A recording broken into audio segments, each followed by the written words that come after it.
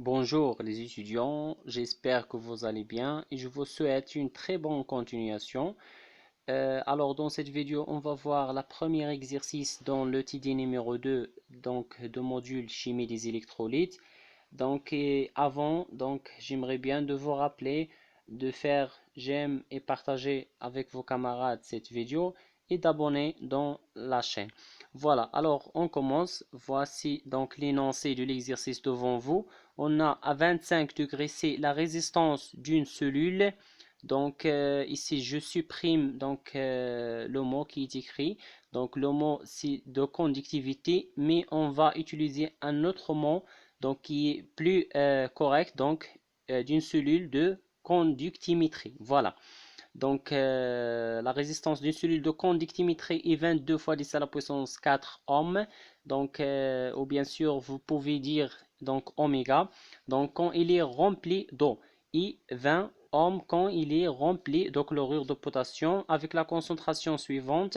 Donc, 0,1 mol par litre et de 10,2 fois 10 à la puissance 4 ohms quand il est rempli d'une solution saturée de chlorure d'argent. Bien sûr, vous pouvez arrêter la vidéo pour lire l'énoncé. Ici, on donne à 25 degrés C les conductivités équivalentes et ici, on va ajouter un autre mot. C'est les conductivités équivalentes limites. Voilà, en oméga, ou bien oméga moins 1 ou bien ohm moins 1 centimètre carré équivalent gramme moins 1. Voici, donc c'est ça l'unité. Oméga 0 de l'ion, K+, est égal à la valeur. Donc voici les valeurs devant vous. Et bien sûr, on a après, sachant que les solutions de HgCl et KCl ont été préparées avec de l'eau, donc de même résistivité que celle utilisée ci-dessus, et en négligeant les variations de oméga, avec les concentrations. Voilà, très bien. Alors, la demande, ici, on a, on demande de calculer la constante de la cellule. Après, on a ici, ici, je supprime le mot qui est écrit déjà, donc c'est conductivité. On va le remplacer par la solubilité. Donc, on va calculer dans la deuxième question la solubilité de la solution saturée de HgCl. Et la troisième question, c'est de calculer le produit de solubilité de HgCl. Très bien. Alors maintenant, on va commencer. On va donner un schéma. Voilà donc un schéma d'une cellule de conductimétrie. On va dire ou bien on va rappeler les choses qu'on va utiliser dans cet exercice. Alors voilà, voici le schéma. On a le schéma suivant. Ici, la cellule de conductimétrie. Bien sûr, la cellule de conductimétrie, il est constituée de deux plaques. Voici donc la première plaque. Bien sûr, cette plaque, donc bien sûr, doit être toujours métallique, donc une plaque métallique. Et pour nous, on prend généralement de platine, donc plaque de platine, donc de surface S. Donc voilà, donc on a deux plaques de surface S, bien sûr la même surface. La surface de la première plaque, c'est la même de la deuxième plaque. Pour la position des deux plaques, la première plaque et la deuxième sont parallèles entre elles et bien sûr sont séparées par la distance L. Voilà, très bien. Alors pour la surface, c'est la S. Voilà, donc les deux plaques sont liées à un conductimètre. Bien sûr, c'est voilà. Donc bien sûr, c'est un appareil qui me permet de calculer bien sûr la conductance. Voilà, donc ici j'ai écrit, il permet le conductimètre, il permet de mesurer la conductance. Voilà, la conductance G du volume du liquide. Bien sûr, on met ici une solution, ou bien qu'on cherche à calculer sa conductance. Très bien, donc ici du volume du liquide compris entre les électrodes. Voilà, donc pour la première plaque, donc voici la première électrode et voici la deuxième électrode. Très bien. Dans les exercices, vous pouvez trouver donc une plaque de platine de surface S ou bien de section S. Donc c'est la même chose. Donc bien sûr, juste pour faire attention.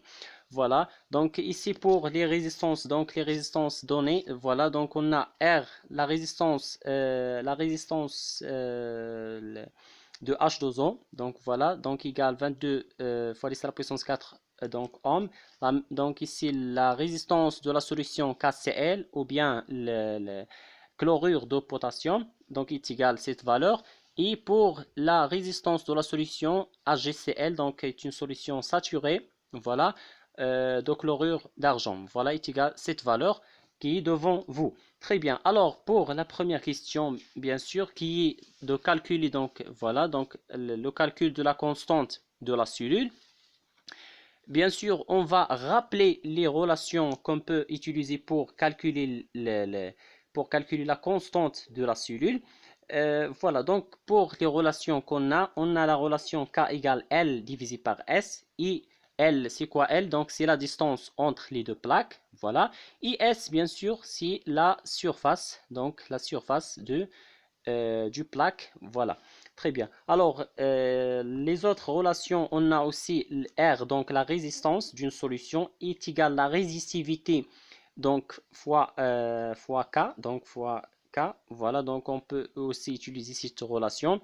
Mais pour nous, on va voir la relation donc convenable. Voilà. Aussi, on a R, donc la résistance est égale à K divisé par la conductivité. Voilà. Alors, pour nous, la relation, donc voilà, donc je vais écrire cette relation. Après, on continue. Donc voilà donc les relations qui peuvent me permettre de calculer K. Donc on a K égale L divisé par S. Donc R, la résistance d'une solution est égale à la résistivité de cette solution fois donc K. Bien sûr, L sur S, c'est toujours K. Et bien sûr, on peut passer de cette relation à cette relation par quoi? Donc, on sait que la résistivité égale 1 divisé par la conductivité. Très bien. Et avec bien sûr toujours L sur S toujours est égal à K. Voilà. Donc pour nous, la relation convenable. Donc ici, avant de passer, je vais vous dire une chose. Il faut bien rappeler cette relation. Bien sûr, vous pouvez l'utiliser dans le TP, donc ou bien dans l'examen de TP. Donc il faut toujours ou bien il faut bien maîtriser cette relation. Donc K est égal à L sur S. Il ne faut pas l'oublier. Voilà. Alors, pour nous, la relation la meilleure ou bien la relation convenable pour nous, c'est d'utiliser R égale K divisé par la conductivité. Pourquoi? Donc, on va voir après dans le calcul. Voilà, donc on passe au calcul. Alors voici un autre rappel. Donc on a la conductivité d'un électrolyte. Donc la conductivité d'un électrolyte est égale à K divisé par donc la résistance de la solution KCl. Voilà. Alors pour nous, dans notre cas, on va prendre l'électrolyte. C'est quoi? Donc c'est KCl. Voilà. Donc la conductivité de l'électrolyte est égale à K divisé par R de la solution. Donc ici, voilà. Donc moins K divisé par voilà donc moins K divisé par la résistance de l'eau. Très bien. Alors, bien sûr, si c'est une relation très importante, on va l'utiliser toujours. Bien sûr, la relation qui me donne cette expression, voilà, c'est suivante. Donc, on a la conductivité d'un électrolyte est égale à la conductivité de la solution, bien sûr, dont il existe donc cet électrolyte. Voilà. Et bien sûr, moins la conductivité de l'eau. Bien sûr, on peut trouver dans quelques situations que la conductivité de l'eau, on peut donc la négliger. Et bien sûr, on va la remplacer par 0. Et on obtient donc uniquement la conductivité de l'électrolyte égale la conductivité de la solution. Voilà. Donc pour nous, donc on a la conductivité de l'électrolyte. Voilà. égale la conductivité de la solution. C'est quoi la conductivité de la solution? Toujours on utilise cette relation, est égal K divisé par R. C'est la même chose ici, donc j'écris que ici la conductivité de la solution c'est K divisé par R de la solution. Bien sûr, pour moi, je vais prendre KCL. Pourquoi je prends KCL? Donc, on va voir après. Bien sûr, vous pouvez, donc ici j'ai déjà, ou bien comme on a dans l'énoncé, on a la concentration. Donc voilà, on va utiliser cette concentration pour calculer la, donc ou bien pour calculer la conductivité.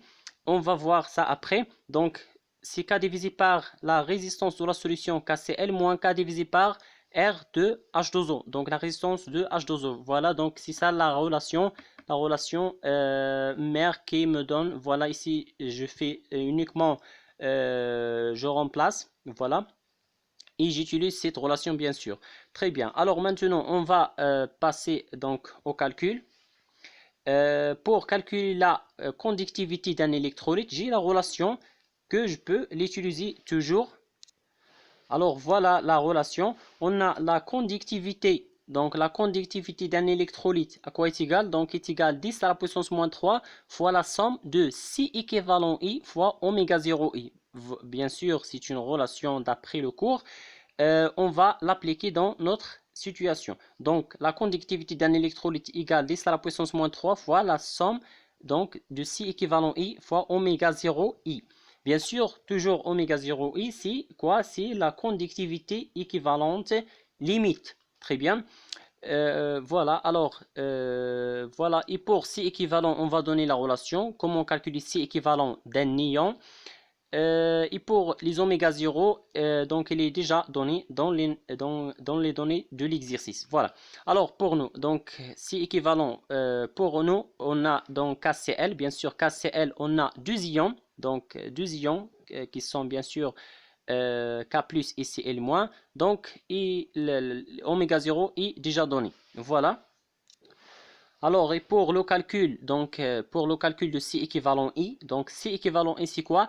Donc on prend la valeur absolue de la charge multipliée par C. Donc c'est la concentration de cet ion, bien sûr, dans quoi? Dans la solution. Voilà. Alors, prenons par exemple la concentration bien C équivalent de Fe3+. Donc voilà cet ion par exemple, si vous voulez prendre cet ion. Donc on a la concentration ou bien C équivalent I.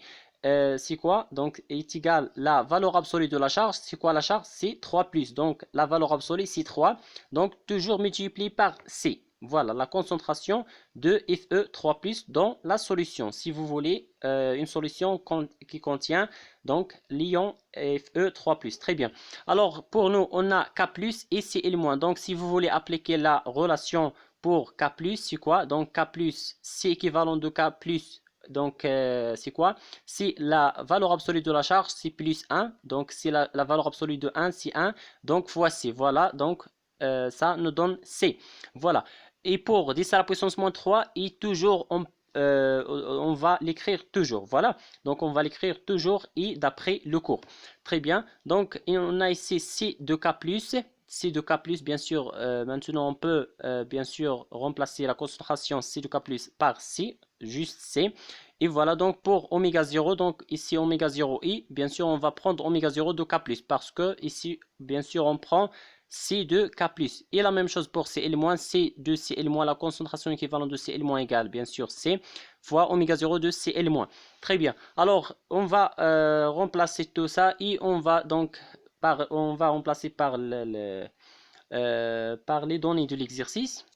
Alors, une chose avant de passer, il faut faire attention ici. Donc, je vais prendre ou bien ce terme, donc K divisé par R de la solution H2O. Donc, je vais prendre ce terme donc négligeable. Ok? Donc, ce terme, je vais le prendre négligeable.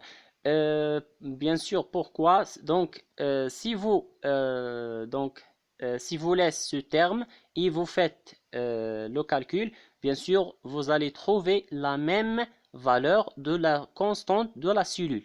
Voilà, donc je vais répéter ce que j'ai dit. Donc, si bien sûr, si vous utilisez ce terme, donc pour le calcul de la constante k, bien sûr. Donc bien sûr, j'ai dit ça pourquoi? Parce que R de la solution H2O est très grand, bien sûr, comme il est déjà donné. Donc on a ici 22 fois 10 à la puissance 4 ohms. Donc si vous faites cette division, vous allez trouver ce terme. Il est très donc si vous voulez, il est négligeable. Voilà. Très bien. Alors, pour nous, on va prendre ce terme négligeable, I égale à 0, et je vais utiliser juste la conductivité de l'électrolyte égale K divisé par R de la solution. Mais pour vous, toujours, il faut trouver dans l'énoncé bien sûr, pour négliger ce terme, vous devez trouver dans l'énoncé de l'exercice, donc, on néglige la conductivité de l'eau. Voilà, donc il faut faire attention à ça. Alors maintenant, on va faire une égalité. On a la conductivité de l'électrolyte égale donc K divisé par R de la solution. Bien sûr, je vais prendre ce terme égal à 0. Donc, la conductivité de l'électrolyte égale K divisé par R de la solution. Et bien sûr, la même conductivité égale quoi? Égale 10 à la puissance moins 3 fois, voilà, fois cette expression. Voilà, alors c'est ça ce que je vais faire. Donc voilà l'égalité. On a 10 à la puissance moins 3 fois C. Bien sûr, ici, donc c'est le C de K plus égale bien sûr C. Et la même chose pour C de CL moins égale à C. Donc ici, je factorise par C. Donc on a 10 à la puissance moins 3 fois la concentration C. Donc facteur de quoi? Donc facteur de oméga 0 de K plus. Donc ici, je vais mettre 0 ici. Donc voilà, donc oméga 0 de K plus oméga 0 de Cl moins, donc le tout égale K divisé par R de la solution. Bien sûr, ici vous remarquez que je supprime le terme qui est donc K divisé par R de H2O. Voilà, ou bien la résistance de H2O. Donc ici, je fais sortir la constante K. Donc voilà, la constante K à quoi est égale? Donc est égale donc 10 à la puissance moins 3 fois C fois quoi? Donc fois R de la solution. Bien sûr, fois donc ce terme. Voilà, après on va remplacer. J'ai déjà donc oméga 0 de K plus est égal donc 74,9 ici 75,5. Donc je remplace pour R de la solution KCl, donc j'ai 20. Donc voilà. Et pour la concentration C, donc j'ai déjà j'ai déjà la concentration. Voilà. Donc la concentration est égale quoi? Est égale 0,1. Voilà. Donc je rappelle ce que j'ai déjà dit. Voilà. Donc je retourne à ce que j'ai déjà écrit. Alors, dans le début de l'exercice, j'utilise la conductivité de l'électrolyte égale K divisé par R de la solution et je prends exactement KCl. Voilà, donc pourquoi je prends exactement KCl? Donc, la réponse est suivante. Voilà, donc parce que j'ai la concentration. Donc, toujours, je prends la solution que j'ai là, donc, ou bien que j'ai la concentration. Voilà, donc ici je prends bien sûr C, c'est quoi? Donc c'est égal 10 à la puissance moins 1. Donc bien sûr c'est 0,1. Et bien sûr 10 à la puissance moins 3 c'est de la relation. Donc 10 à la puissance moins 3 fois 10 à la puissance moins 1 fois 20 fois ce terme. Bien sûr si vous faites le calcul par calculatrice, vous allez trouver la valeur suivante. Donc K égale 0,3 cm moins 1. Donc pour vous, pour faire donc ce calcul, il faut toujours utiliser 10 à la puissance moins 3 de la relation. Et pour la concentration C doit être en mol par litre. Et pour R de la solution, donc la résistance doit être en ohm ou bien oméga. Et pour oméga 0 doit être en unité oméga moins 1 cm² équivalent gramme moins 1. Voilà, très bien, j'espère que vous allez bien comprendre.